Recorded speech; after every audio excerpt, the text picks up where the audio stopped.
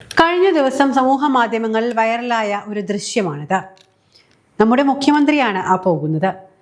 വിരലിൽ എണ്ണാവുന്ന പോലീസുകാർ കൂടെയുണ്ട് എന്നതൊഴിച്ചാൽ നാട്ടുകാർക്ക് യാതൊരു ബുദ്ധിമുട്ടുമില്ല.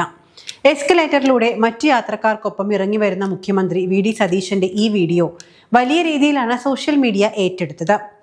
സാധാരണക്കാരനെ പോലെ സാധാരണക്കാർക്കൊപ്പം നടന്നു നീങ്ങുന്ന സാധാരണക്കാരുടെ മുഖ്യമന്ത്രിയെ കേരളത്തിന് കിട്ടിയിരിക്കുന്നു എന്നാണ് ഈ വീഡിയോ ഷെയർ ചെയ്ത് പലരും പറഞ്ഞിരിക്കുന്നത്. കേരളത്തിന് നല്ലൊരു മുഖ്യമന്ത്രിയുണ്ട് എന്ന് തോന്നിപ്പോകുന്ന നിമിഷം.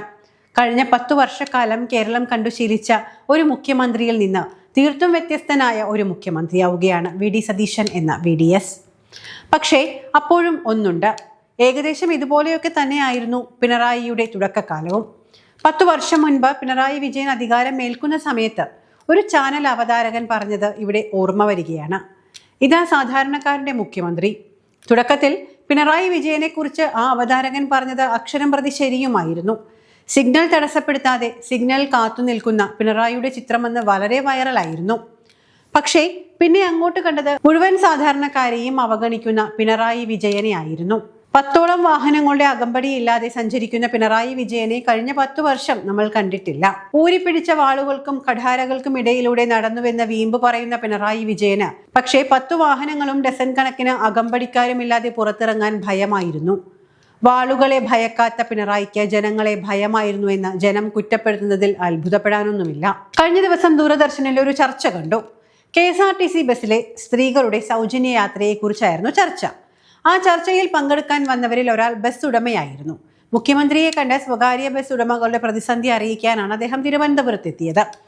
ആ ചർച്ചയ്ക്കിടെ അദ്ദേഹം പറഞ്ഞത് താനൊരു ഇടതുപക്ഷ അനുഭാവിയാണ്. പക്ഷേ ഇന്ന് ഞങ്ങളുടെ പ്രശ്നങ്ങൾ കേൾക്കാൻ ഒരു മുഖ്യമന്ത്രി ഇവിടെയുണ്ട്. പ്രശ്നങ്ങൾ പരിഹരിക്കപ്പെടുമെന്ന വിശ്വാസവും ഇപ്പോഴുണ്ട്. കഴിഞ്ഞ 10 വർഷം ഇങ്ങനെയൊന്നും ആയിരുന്നില്ല കാര്യങ്ങൾ. മുഖ്യമന്ത്രിയെ കാണാൻ പറ്റില്ലായിരുന്നു. പ്രശ്നങ്ങൾ ബോധിപ്പിക്കാൻ സെക്രട്ടേറിയറ്റിലേക്ക് കയറാൻ പോലും പല വാതിലുകൾ മുട്ടണമായിരുന്നു. ഇന്ന് അതല്ല സ്ഥിതി. സെക്രട്ടേറിയറ്റിലേക്ക് കയറിച്ചെല്ലാം മുഖ്യമന്ത്രിയെ കാണാം. പ്രൈവറ്റ് ബസ് ഓണർമാരുടെ പ്രശ്നം പറഞ്ഞപ്പോൾ അദ്ദേഹം അത് കേട്ട് ചർച്ച ചെയ്യാമെന്നാണ് പറഞ്ഞിരിക്കുന്നത്. ഞങ്ങൾക്കത് മതി. പ്രശ്നം പരിഹരിക്കുകയോ ഇല്ലയോ എന്നതല്ല ആദ്യത്തെ വിഷയം. ഞങ്ങളെ കേൾക്കാൻ ഒരു മുഖ്യമന്ത്രി ഉണ്ടായി എന്നത് തന്നെയാണ്. അത് മതി. ഒരു മുഖ്യമന്ത്രി ഉണ്ടായല്ലോ, അത് മതി. ആ ബസ് ഉടമയുടെ വാക്കുകളിലുണ്ട് ഇന്നാട്ടിലെ ഭൂരിപക്ഷത്തിന്റെയും സതീശനിലുള്ള പ്രതീക്ഷകൾ. ജനങ്ങൾക്കൊപ്പം ജനങ്ങൾക്കിടയിൽ ജീവിക്കുന്ന ഉമ്മൻചാണ്ടിയെ പോലെ മറ്റൊരു ഉമ്മൻചാണ്ടിയോ അല്ലെങ്കിൽ അതിനു മുകളിലോ ആണ് VDSന്റെ സ്ഥാനം. VDS എന്ന ചുരുക്കപ്പേരിൽ അറിയപ്പെടുന്ന വി.ഡി. സതീശനും OC എന്ന ചുരുക്കപ്പേരിൽ അറിയപ്പെടുന്ന ഉമ്മൻചാണ്ടിക്കും ഇടയിലുള്ള ദൂരം കുറഞ്ഞു വരികയാണ്. വലിയ സുരക്ഷാ സംഘത്തിനും പിണിയാടുകൾക്കും ഒപ്പമല്ലാതെ സഞ്ചരിക്കാത്ത പിണറായിയിൽ നിന്നും ബഹുദൂരം മാറിയാണ് വി.ഡി. സതീശന്റെ സഞ്ചാരം. ജനങ്ങൾക്കിടയിൽ നിന്നുകൊണ്ട് തിരക്ക് നിയന്ത്രിക്കുന്ന സതീശനെയാണ് കഴിഞ്ഞ ഞായറാഴ്ച സലിംകുമാറിന്റെ വീട്ടിൽ കണ്ടത്. ഇന്നലെ സാധാരണക്കാർക്കൊപ്പം റെയിൽവേ സ്റ്റേഷനിലൂടെ നടന്നു പോകുന്ന സതീശനെയും കണ്ടു. അപ്പോൾ സ്വാഭാവികമായും തോന്നിപ്പോകുന്ന ഒരു സംശയം, ഇത്രയും കൂളായി ഒരു സുരക്ഷാ പ്രശ്നവും ഇല്ലാതെ സതീശൻ എന്ന മുഖ്യമന്ത്രിക്ക് പൊതുജനമധ്യത്തിൽ അവരോടൊപ്പം ഇറങ്ങി നിൽക്കാമെങ്കിൽ കഴിഞ്ഞ 10 വർഷക്കാലം പിണറായി ആരെയാണ് പേടിച്ചത്? എന്തിനാണ് ജനങ്ങളെ അദ്ദേഹം ആട്ടിയോടിച്ചത്? പിണറായിക്ക് സഞ്ചരിക്കാൻ 10 അകമ്പടി വാഹനങ്ങൾ വേണ്ടിയിരുന്നെടുത്ത് സതീശൻ വെറും പൈലറ്റ് അടക്കം 2 വാഹനങ്ങളുടെ അകമ്പടിയിലാണ് സഞ്ചരിക്കുന്നത്. അതുതന്നെയാണ് പിണറായി വിജയനും സതീശനും തമ്മിലുള്ള അന്തരത്തിന്റെ ഏറ്റവും പ്രകടമായ ഉദാഹരണം. സതീശന്റെ ഇപ്പോഴത്തെ ശൈലിക്ക് കോൺഗ്രസുകാർ മാത്രമല്ല CPM-ഉം BJP അണികളും വരെ കൈയടിക്കുന്നുണ്ട്.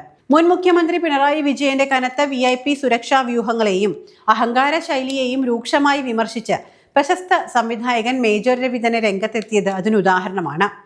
മുൻ ഭരണാധികാരികളുടെ ജനവിരുദ്ധമായ പെരുമാറ്റമാണ് ഇടതുപക്ഷത്തിന് കനത്ത തിരിച്ചടി നൽകിയത് എന്നും നിലവിലെ മുഖ്യമന്ത്രി വി.ഡി. സതീശന്റെ ലളിതവും ജനകീയവുമായ ശൈലിയെ ഭരണാധികാരികൾ മാതൃകയാക്കണമെന്നുമാണ് അദ്ദേഹം പറഞ്ഞത്. അന്തരിച്ച നടൻ ഇന്നസെന്റിന്റെ ഭൗതിക ശരീരത്തിൽ അന്ത്യോപചാരം അർപ്പിക്കാനായി പിണറായി വിജയൻ എത്തിയപ്പോഴുണ്ടായ അനാവശ്യ ആഡംബരങ്ങളും അടുത്തിടെ അന്തരിച്ച സലിംകുമാറിന്റെ വസതിയിലേക്ക് മുഖ്യമന്ത്രി വി.ഡി. സതീശൻ കടന്നുവന്ന രീതിയും തമ്മിൽ താരതമ്യം ചെയ്തുകൊണ്ടായിരുന്നു മേജർ രവിയുടെ തുറന്നടിക്കൽ. പൊതുജനം വോട്ട് ചെയ്ത് അധികാരത്തിലേറ്റുന്നത് ജനങ്ങളെ സേവിക്കാനാണ് എന്നും അല്ലാതെ അഹങ്കാരം കാണിക്കാനല്ല എന്നും ഓർമ്മിപ്പിച്ച മേജർ രവി കേരളത്തിന്റെ വികസനത്തിന് വേണ്ടി നിലകൊള്ളുന്ന പുതിയ മുഖ്യമന്ത്രി വി.ഡി. സതീശന് തന്റെ എല്ലാവിധ പിന്തുണയും പ്രഖ്യാപിക്കുകയും ചെയ്തു. ബഹുമാനപ്പെട്ട മുഖ്യമന്ത്രി ഈ രീതിയിലുള്ള പെരുമാറ്റ ശൈലി എപ്പോഴും തുടരുകയാണ് വേണ്ടത്. ഒരു വണ്ടി മാത്രം എസ്കോർട്ടുമായി ചെല്ലുന്ന മറ്റൊരു മുഖ്യമന്ത്രി എവിടെയാണ്?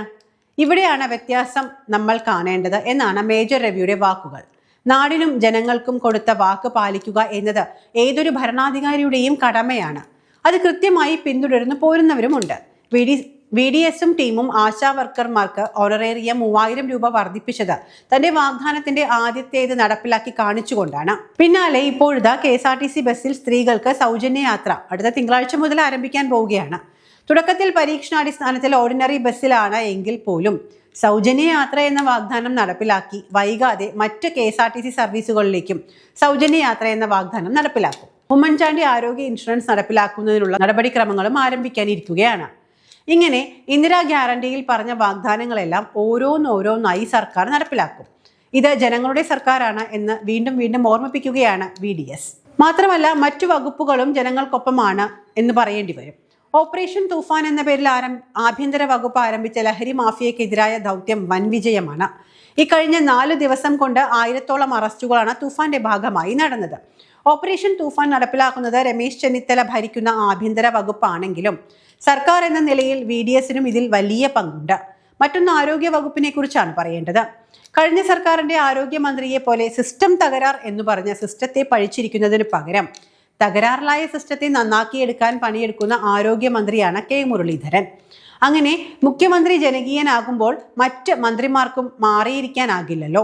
ജനകീയ സർക്കാർ ആവുകയാണ് VDS സർക്കാർ. മുൻപത്തെ 2 സർക്കാരുകളെ പോലെ പിണറായി വിജയന്റെ ആജ്ഞാനുവർത്തികൾ ആവുകയല്ല.